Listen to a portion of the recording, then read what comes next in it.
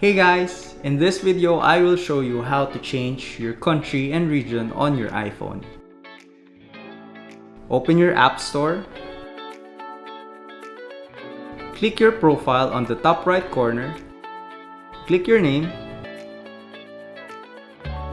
country or region. Click this.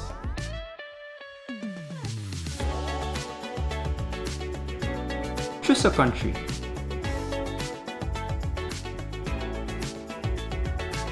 Review the terms and conditions, then agree.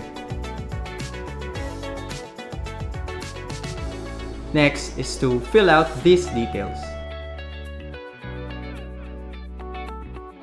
Type the address, street, postal code, city, county, your phone number. Then click next to save.